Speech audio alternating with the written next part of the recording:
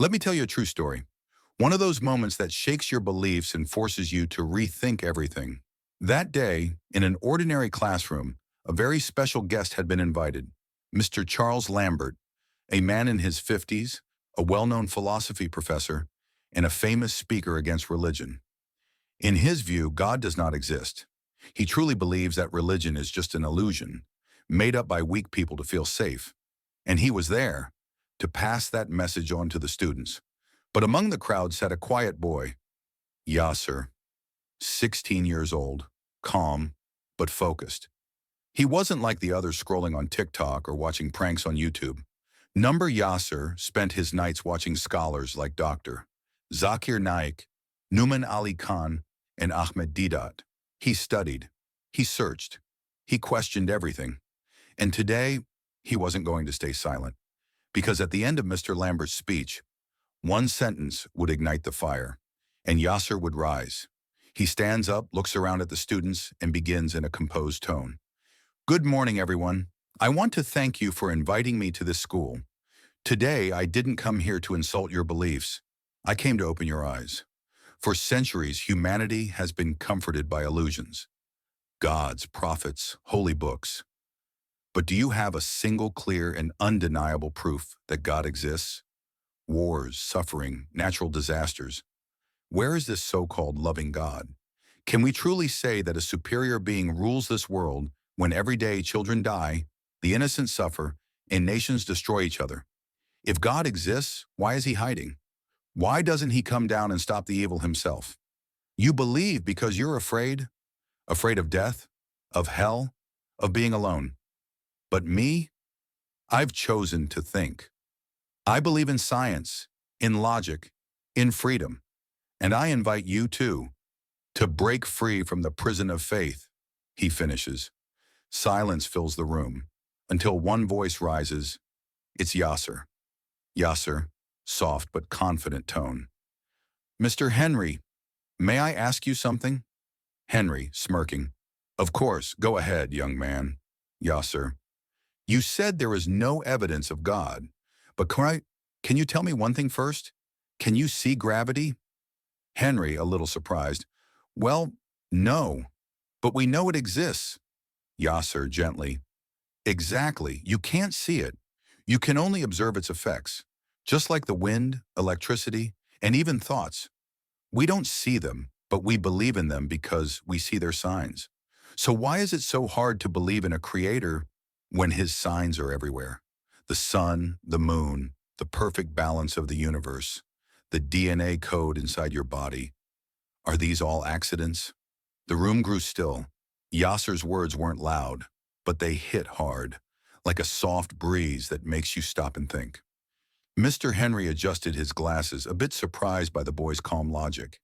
He replied, but science explains all of that. The universe functions because of natural laws. Gravity, chemistry, biology, they don't need a God to work. Yassir smiled gently and spoke again, not with arrogance, but with clarity. But who created those laws? If you find a book full of perfect grammar, elegant structure, and a powerful story, do you say it wrote itself, or do you look for the author? Henry leaned back slightly, processing the boy's words. Yassir continued, everything that begins to exist has a cause. The universe began to exist, so it must have a cause. Science explains the how, but not the why. The question is not just how the universe works, but why it exists at all. The audience listened in silence. Even Mr. Henry, who was used to speaking more than listening, remained quiet for a moment. Then he said, but if your God exists, why is there so much suffering? So many innocent people dying, wars, injustice? What kind of God allows that? Yassir didn't answer immediately. He looked down as if thinking deeply. Then he said softly, you're not the first to ask this. Even prophets cried when they saw suffering. But maybe, just maybe, suffering is not proof of God's absence. Maybe it's proof of his wisdom.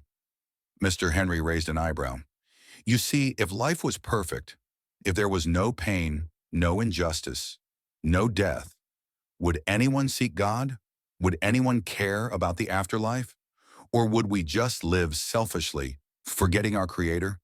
Yassir paused, then asked, if a teacher gives an exam and the students fail, is it the teacher's fault? Mr. Henry whispered, no, it's the students. Exactly, said Yassir.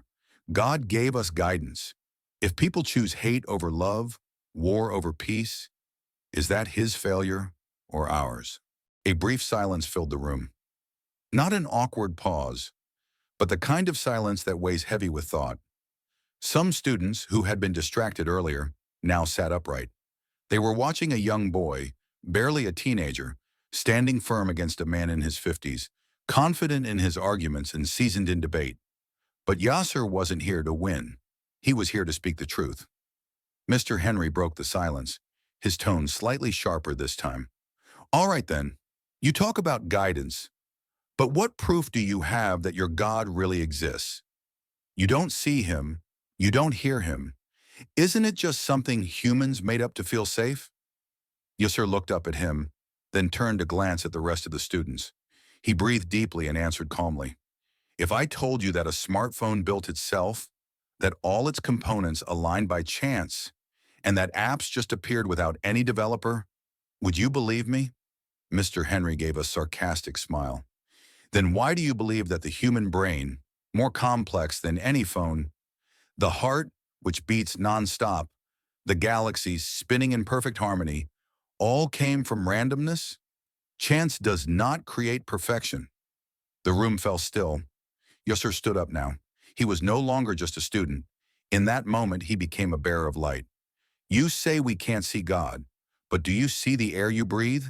Do you hear gravity, yet you believe in them, because you feel their effects?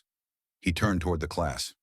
I see God in everything, in the mathematical laws of the universe, in the birth of a child whose soul no one understands, in the Quran, a book unchanged for over 1,400 years. That challenges logic, science, history, and time itself. Then he walked slowly back toward Mr. Henry. It's not God who needs to come down for you to believe. It's your heart that needs to rise up to see. This time Mr. Henry didn't respond. He just stood there, lips slightly parted. His eyes, once full of certainty, now seemed uncertain. Silence returned, but this time it was spiritual. Yassir's words had cut through the air like light-piercing darkness. Mr. Henry lowered his gaze. His arms, once crossed with confidence, slowly relaxed. A shiver ran down his spine. Not of fear, but something deeper he hadn't felt in years. He looked at Yassir and softly whispered, do you really believe God is still waiting for me? Yassir didn't answer immediately. He walked toward him slowly, and then, in a calm but firm voice, said, Allah has been waiting for you every day of your life. And even now, if he allowed you to hear these words, maybe it's because he wants you to return to him. Mr. Henry closed his eyes. Memories flooded back, a past buried under layers of logic and doubt, now touched by the gentleness of faith. He said nothing more. The students, too, weren't sure if they had just witnessed a debate or a miracle.